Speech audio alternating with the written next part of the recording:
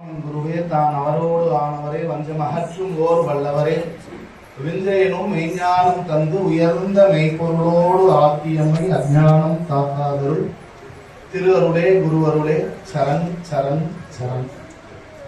ஈதலில் இன்பம் தந்து இன்பத்தில் இறையருள் காட்டி சாதலும் பிறப்பும் இல்லா வாழ்வை தந்திட்டு என்னை பூரண பிரம்ம ஞானம் பொருந்திய வாழ்வை தந்து நீ அருளிடுவாய்.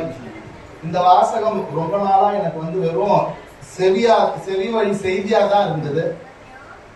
அது உண்மையாலுமே இது மாதிரி இருக்குமா அப்படின்னு சொல்லிட்டு நிறைய தேடுதல் இருந்தது. ஒரு பெரிய கங்கையில ஒரு பெரிய பிரவாகமா அப்படியே ஒரு காட்டாற்று வெள்ளமா வரும்போது அது கூட நிறைய சத்த சரகுகள் எல்லாமே அது கூட வரும். அப்படி வரும்போது அதை அடிச்சுன்னு போய் அதது இடத்துல எடுத்துன்னு போய் அது சேர்க்கணும் அந்த கங்கை. அது போல இந்த வேதாந்த பயணத்துல குருஜி அப்படின்ற இந்த பெரிய அந்த ஒரு பொக்கிஷத்து கூட நானும் ஒரு துரும்பாக அவர் கூட அந்த பிரயாணத்துல என்ன நான் நினைச்சிருந்தேன்னு சொல்ல முடியாது. அவர் என்ன அதுல சேர்த்து வச்சார். இது வரைக்கும் நான் எதுவுமே பண்ணவே இல்லை, இனிமேட்டு ஒன்றும் பண்ண மாட்டேன்னு எனக்கு குருநாதர் என் கூட இருக்கார். அவர் எல்லாமே அவர் நடத்தி கொடுப்பார்.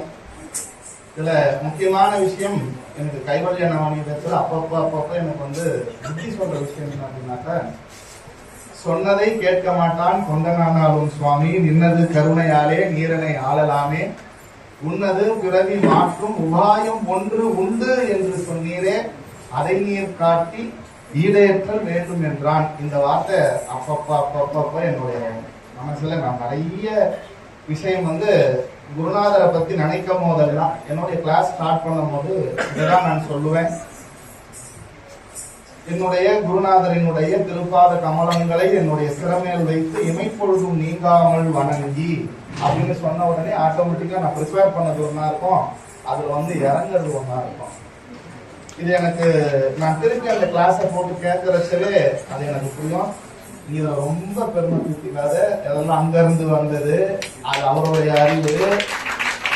அதனால இதை நீங்க பண்ண வேண்டியது ஒண்ணுமே இல்லை.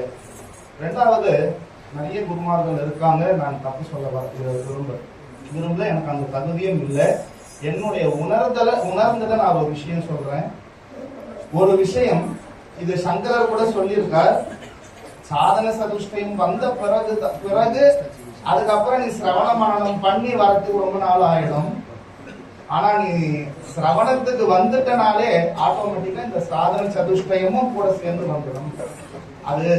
அதுக்கு எக்ஸாம்பிள் என்ன அப்படின்னா என்னுடைய குருநாதர் அவருடைய சத்சங்கத்துல இருந்து அதை கேட்க கேட்க கேட்க ஆட்டோமேட்டிக்கலி அதுவும் நம்மளை அறியாமலே நமக்கு அது கூட வரது என்னால பரிபூர்ணமா உணர முடியாது. ரெண்டாவது விஷயம் என்ன அப்படின்னு சொன்னாக்க 1 to 1 அது எனக்கு குருநாதர் கிட்ட ரொம்ப பிடிச்ச விஷயம். எல்லாருக்கும் இந்த ஒவ்வொரு வாட்டி இந்த 108 கேம்ப் நடத்திருக்காரு அப்படின்னா அது பிரசவம் கூட இல்லை, அது ஒரு மிகப்பெரிய பிரளயம் ஆகி திருப்பி இன்னொரு ஒரு புதிய சிருஷ்டி உருவாக்குற கதை. நிறைய சின்ன சின்ன கேம்ப்ஸ் எல்லாம் நடத்திருக்கோம். அந்த கேம்ப்ல ஒரு டிக்னிட்டி, இந்த டைமுக்குள்ள இதை முடிக்கணும், இதை கரெக்டா பண்ணணும், வரவங்களுக்கு எப்படி அந்த வஸ்திகிரகம் பண்ணி கொடுக்கணும், வரவங்களுக்கு எப்படி புரிய வைக்கணும், அவங்க திருப்பி அடுத்த கிளாஸுக்கு எப்படி வரணும் அப்படின்றதெல்லாம் குருநாதரை பார்த்துதான் எல்லாமே அதை பார்த்துதான் செய்யறது. அவர் சொல்லி கொடுத்து பண்றது இல்லை, அவரை பார்த்து அது நமக்கு செய்யறது. ரெண்டாவது பிராக்டிக்கல்.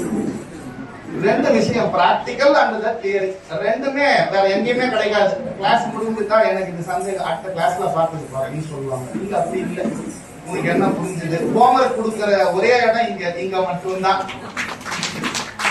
அதுவும் ஹோம்ஒர்க் கொடுத்து அவர் எடுத்ததை திருப்பி ரீப்ரசன்ட் பண்ண சொல்லி அதுல என்ன மிஸ்டேக்ஸ் இருக்கு திருப்பி அதை மாற்ற சொல்லி வேற வழியே இல்லை. முதல வாயில பட்ட இறதான் நம்ம கண்டிப்பாக அந்த பெரிய முதல்ல நம்மளுக்கு ஒரு பெரிய முதல் மோட்சம் அப்படின்ற முதல்ல நமக்கு கண்டிப்பா தரத்துக்கு அந்த இந்த ஜென்மாவையே ஜென்மான்னு சொல்லக்கூடாது, இந்த அவதாரத்தை இப்பேற்பட்ட இந்த அவதார புருஷர் கூட நம்மளும் பிரயாணிக்கிறது என்னுடைய வேதாந்த பிரயாணம் நிச்சயமாக குருஜி எனக்கு மோட்சம் வேணும்னு கேட்க மாட்டேன், அது நிச்சயமா இருக்கு, அது ஆல்ரெடி இருக்கு அப்படின்றத வந்து எனக்கு புரிய வச்சார்.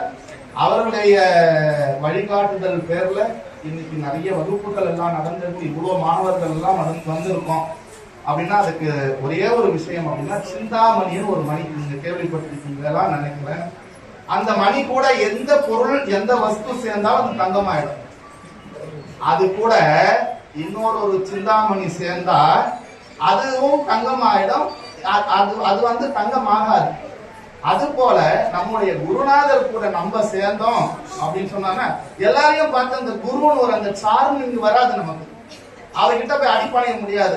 பார்த்த மாத்திரமே இவர் தான் குரு, இவர் தான் வந்து நம்மளை வந்து வழிநடத்துபவர் அப்படின்ற ஒரு எண்ணம் தோன்றுது இல்ல, அது ஒரு பெரிய விஷயம். அது மாதிரி குருநாதர் கூட சேர்ந்தா அந்த சிந்தாமணி ஜஸ்ட் தங்கமா தான் ஆக்குச்சு. அவர் மாதிரி அந்த சிந்தாமணி மாதிரியே ஆக்கி கொடுத்துறார். இது ஒரு பெரிய விஷயம். இதை கொடுத்த இந்த வாய்ப்பை கொடுத்த என்னுடைய குருநாதருக்கும் இந்த குரு பரம்பரைக்கும் அடியனுடைய வணக்கத்தையும் என்னுடைய பிரதங்கியத்தையும் தெரிவித்துக் கொண்டு இந்த அளவிலேயே திருமணம் செய்யும்.